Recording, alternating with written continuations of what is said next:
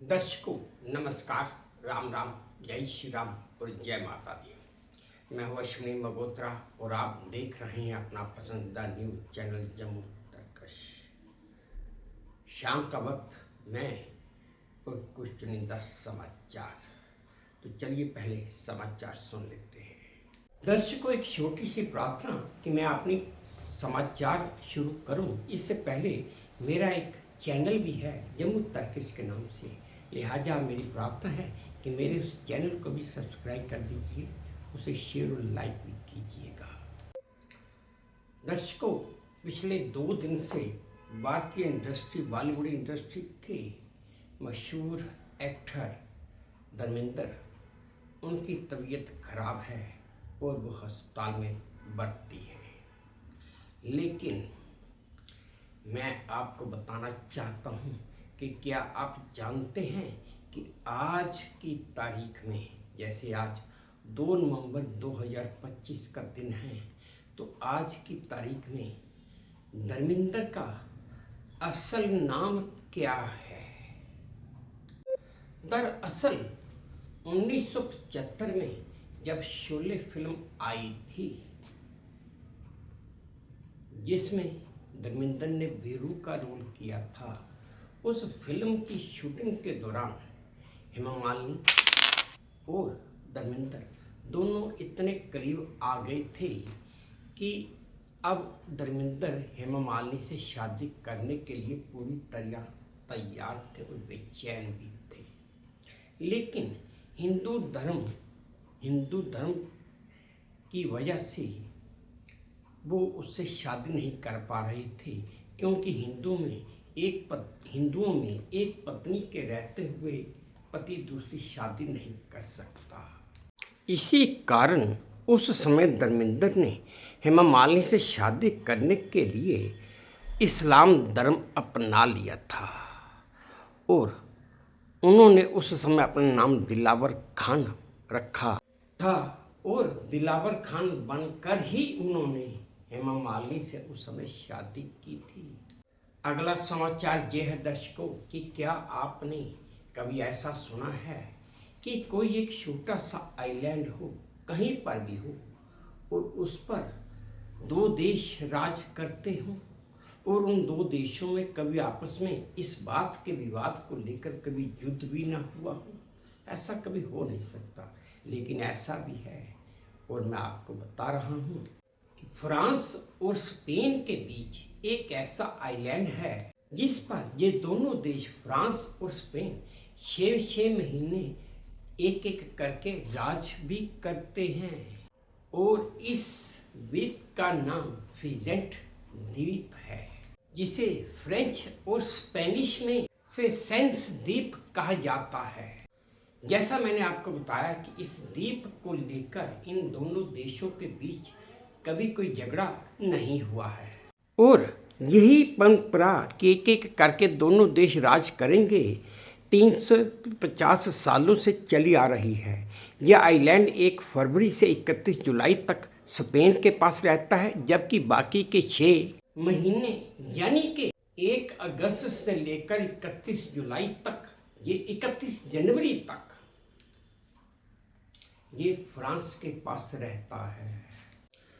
अब अगला समाचार यह है दर्शकों कि वैसे तो हर भारत में हर एक रेलवे स्टेशन, जब दुनिया में कोई भी रेलवे स्टेशन हो, उसकी कोई ना कोई पहचान होती है, कोई ना कोई उसका नाम भी होता है।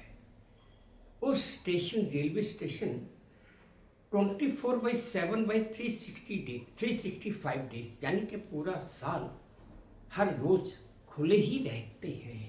कभी कोई स्टेशन संडे के दिन बंद नहीं होता और कभी भी कोई स्टेशन बगैर नाम के नहीं होता है ना, एक अजीब बात। लेकिन आज मैं आपको भारत में एक ऐसे रेलवे स्टेशन के बारे में बता रहा हूँ जिसका ना कोई नाम है, ना कोई पहचान है और वो हर संडे को बंद भी रहता है। दरअसल पश्चिम बंगाल के वर्धमान से कुछ किलोमीटर की दूरी पर एक ऐसा रेलवे स्टेशन भी है जिसके बोर्ड पर सिर्फ पीला रंग ही पुता हुआ है। रिपोर्ट्स के मुताबिक स्टेशन पर टिकट काउंटर भी है और जब आप टिकट लेते हैं तो उस टिकट पर रैनाघर का नाम भी छपता है। और तो और रविवार को ये स्टेशन बंद रहता है। दरअसल कोर्ट में चल रहे एक केस की वजह से इस स्टेशन का अपना कोई नाम नहीं है। अगला समाचार दर्शकों को भी बहुत रोचक है। दरअसल कश्मीर की वादियों से निकलकर पूरे देश की सड़कों पर ट्रक चलाने वाली राबिया यासीन को आज हिम्मत और साहस की मिसाल कहा जाता है और माना भी जाता है। ये पुलवामा की रहने वाली राबिया को अपने बचपन से ही ट्रक की आवाज़ से बहुत लगाव था। इसी कारण राबिया ने शुरुआत में अपना शौक पूरा करने के लिए पहले तो सिर्फ छोटे वाहन चलाना ही सीखा था, लेकिन अब उनके पास ट्रक ड्राइविंग का लाइसेंस है और उन्होंने कश्मीर से लेकर तमिलनाडु तक का सफ़र भी तय किया है। और इस काम में उनके पति ने उनका बखूबी साथ भी दिया। अब कहाँ गए वे लोग जो कहते थे कि औरतें सिर्फ घर की चार दीवारी में ही रहें तो ज़्यादा अच्छा है। दर्शकों, अगला समाचार ये है कि क्या आप जानते हैं, आप जानते क्या कि हम लोग करते भी हैं, जब हम लोग कभी किसी जगह पार्टी में बैठकर ड्रिंक वगैरह करते हैं तो गिलास को आपस में जाम के गिलास को आपस में टकराते भी हैं। और जब हम किसी से मिलते हैं तो किसी से हाथ मिलाते हैं। लेकिन क्या आप जानते हैं कि ये परंपरा कब और कैसे और कहाँ से शुरू हुई थी? कोई भी नहीं जानता। चलिए मैं आपको बताता हूँ। दरअसल हाथ मिलाने की शुरुआत तो आज से 2500 साल पहले प्राचीन ग्रीस से शुरू हुई थी, जहाँ पर लोग हाथ मिलाकर ये साबित करते थे, एक दूसरे को ये बतलाने की कोशिश करते थे कि उनके हाथ में कुछ भी ऐसा नहीं है जिससे वो दूसरे को नुकसान पहुंचा सकते हैं या नुकसान पहुंचा सकें। वहीं चीयर्स की शुरुआत मध्यकाल के दौरान में यूरोप में फैला था। इसकी शुरुआत वहीं से हुई थी, जहाँ पर जब लोग एक साथ बैठकर ड्रिंक करते थे तब वे जोर से गिलास एक दूसरे से टकराते थे, जिससे दोनों गिलासों की शराब एक दूसरे में घुल मिल जाती थी और उन्हें यकीन हो जाता था, उन्हें मतलब गिलास टकराने वाले एक दूसरे को यकीन हो जाता था कि शराब में किसी ने एक दूसरे ने जहर नहीं मिलाया है। बस उसके बाद ये हाथ मिलाने की और याम का गिलास टकराने की एक परंपरा ही बन गई। दर्शकों, अगला समाचार ये है कि क्या आप जानते हैं कि दक्षिण एशिया के एक छोटे से देश मालदीव ने एक बड़ा अनोखा फैसला लिया है। फैसला भी ऐसा जिसे सुनकर आप भी हैरान रह जाएंगे। मालदीव के स्वास्थ्य मंत्रालय ने 1 जनवरी 2007 के बाद पैदा हुए लोगों पर धूम्रपान के लिए पूर्ण प्रतिबंध लगा दिया है।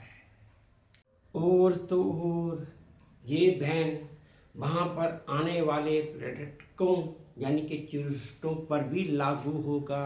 व्यापक जन स्वास्थ्य पहल के लिए उठाए गए इस प्रावधान के तहत 2007 के बाद जन्मे लोग द्वीपीय देश में तंबाकू उत्पाद की खरीद, बिक्री व इस्तेमाल नहीं कर पाएंगे और धीरे धीरे ये देश पूरी तरह से तंबाकू से रहित हो जाएगा। अगला समाचार यह है दर्शकों कि बिहार में मोकामा में आरजेडी के नेता दुलार चंद की हत्या के मामले में पटना पुलिस ने कल देर रात बाहुबली अनंत सिंह को उनके घर से गिरफ्तार कर लिया है। उनको गिरफ्तार करने के लिए कल रात करीब करीब 150 पुलिस वालों के साथ पुलिस की टीम अनंत के बाढ़ के बेड़ना में कारगिल चौक पर स्थित उनके घर पर पहुंची थी और इस टीम की अगुवाई पटना के एसएसपी कार्तिकेय शर्मा कर रहे थे। पुलिस अब अनंत को गिरफ्तार करके पटना ले आई है। 30 अक्टूबर को जन स्वराज के कैंडिडेट के प्रचार के दौरान आरजेडी नेता दुलार चंद, जिनकी उम्र 36 साल थी, उनकी हत्या हो गई थी। दर्शकों, आप ये वीडियो देखिए जो मुझे वीटू न्यूज़ के सौजन्य से प्राप्त हुआ है।